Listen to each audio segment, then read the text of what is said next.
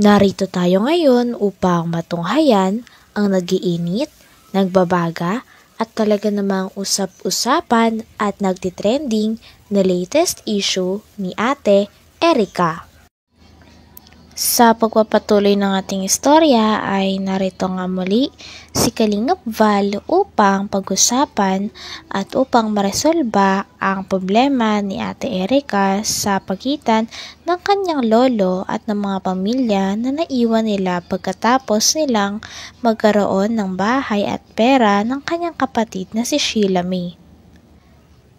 Dito nga ay pinapakinggan ni Kalingap Val ang video na ginawa ng tita ni Ate Erica upang i-open up ang issue laban kay Ate Erica. Lahat, pinabulaanan po ining ni tita dahil sa inggit po nito. Hindi totoo yan. Walang naitulong ni kusing ni 5 ining si Erica nyo. Wala. Magulang ko ang nagpapawid nun. Hindi si Erica. Hindi si Erica. Masabi lang na si Erica ang gumastos para sa likat. Ha? Siya nga tita? Yung tahian na sinasabing kay Erica. Hindi rin. Ha? Hindi kay Erica yun. Ah! Doon yun sa asawa natin, Dina, hanggang... Ha?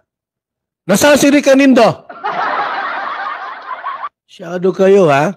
Sabi ni tita. Hindi pa bayad. Hindi pa bayad yun. Utang ngayon. Utang yun! Walang kwenta, sabi ng bata. Ano sabihin niyo may nasangkap dito si Erica? Wala. Wala. Hindi kami nag-iinit, hindi kami nagkikibo noon. Kung totoo yung sinasabi mo, tita, kung nasa live ka ngayon, number ko, tawagan mo ako, i-text mo ako. Kasi alam kong nasa puso mo, inggit ka. Inggit lang yan. Ipaligo mo yan. Kaya sa dagat, baligo ka. Ipagpag mo yung inggit mo sa katawan mo. Sura mo palang, sus, Ginoo, lamig kumuton ba? Ha? Inggit lang yan. Sinisiraan mo yung mga pamangkin mo. Sarili mong dugo. Anak ng kapatid mo, sisiraan mo. Bakit? Dahil sa inggit. Masabi ka, Kuya Bal, hindi ako naiinggit sa kanila. Sige daw, i-text mo ako. Sabihin mo lahat. Ikwento mo sa akin, yung iba.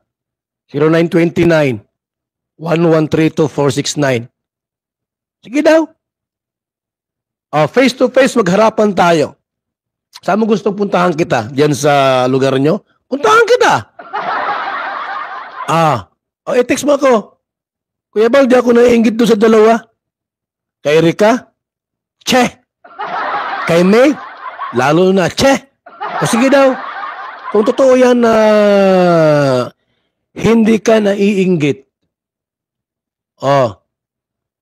Punta ka dito. Dahil sa paggawa ng video ng tita ni Ate Erica laban kay Ate Erica at sa kanyang ate na si Sheila May, ay napagkamalan nga ni Kalingap Val na parang may inggit lang talaga ang tita ni Ate Erica sa kanila.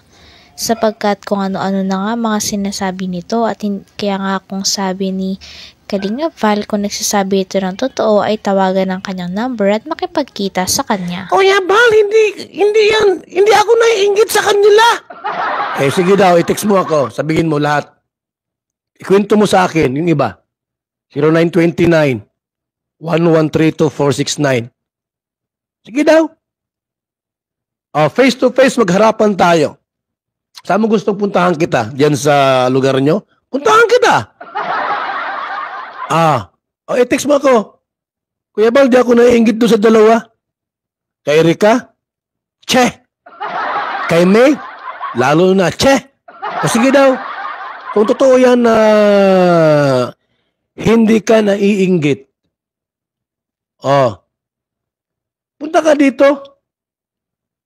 Di waliwanag Ha? Na ikaw ay naiinggit dyan. Sa mga pamangkin mo. Bakit? Kasi may itsura silang dalawa, ikaw wala. May itsura mo, murag lubot. Di ba? Tinood. Totoo yan mga kalingap. Kung Erika May, tita, wala sa itsura. Inainggit siya tapos nagkakwarta. Nakita niyang nagbibilang doon, sinilip doon sa dingding, 100,000, 200,000, 300,000, 400,000, 500,000. Sabi ni tita, may pera sila. Hindi ako sinali. Sinuro nung dalawa. Siyempre magagalit ka. Kachismisan, katropa.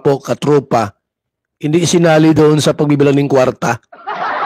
Sabi nung dalawang babae, si Mia at si Rika, Ate, ang laking perang ito. Oo, hayaan mo. Andyan Huwag kang maingay. Marinig ka ni John A. Makaisipin ni John A, mukha tayong kwarta. Basta, hut-hutan pa natin. Mag-video call ka.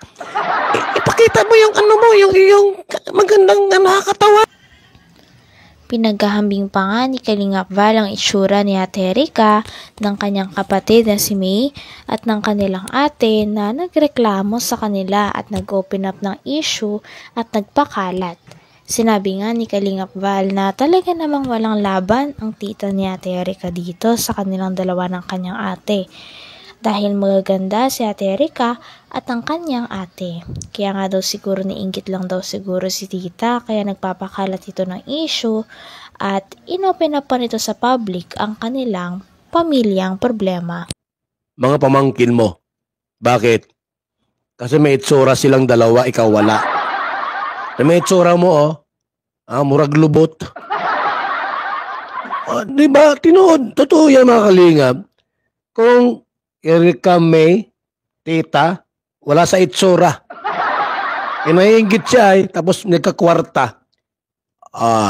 Nakita niyang nagbibilang doon, sinilip doon sa dingding, 100,000,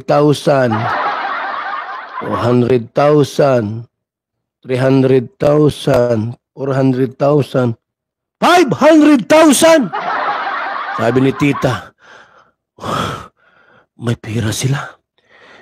Hindi ako sinali. Sinuro nung dalawa. Siyempre magagalit ka. Kachismisan, katropa. Hindi sinali doon sa pagbibilang ng kwarta. Sabi nung dalawang babae, si Mia at si Rika, Ate, ang laking perang ito. Oo, hayaan mo. Andyan Huwag kang maingay. Marinig ka ni John A. Makaisipin ni John A, mukha tayong kwarta. Basta, hut-hutan pa natin. Mag-video call ka. Ipakita mo yung yung magandang nakakatawan. Ate, pahinging vitamins. At painom ako ng maraming vitamins. Sige, babili ka sa Mercury. May narinig po nung tita. Isusuplong ko kayo. Bakit niya babawasan yung pera ni John A? Binawasan na. Ito naman si John A, nag-i-enjoy. Kalingap Prab mga kaibigan. Tatanong, Kalingap Prab, ba't kaya binawi sa akin ni John A yung kwarta? Wala ba siyang tiwala sa Kalingap? Yung iba nga dyan, ang sponsor lang, 100,000, 200,000 lang. Yung ginastos ko sa pabahay, naabot ng kalahating milyon, 700,000. Akala niya yung isang kalahating milyon, malaki na yon. Akala ko mayaman si John. Hanggang dito na lamang muna ang ating nag-iinit, nagbabaga, pinag-uusapan at talaga namang nagtitrending na latest issue ni Ate Erika. Maraming salamat sa inyong panunood. Hanggang sa muli. Bye!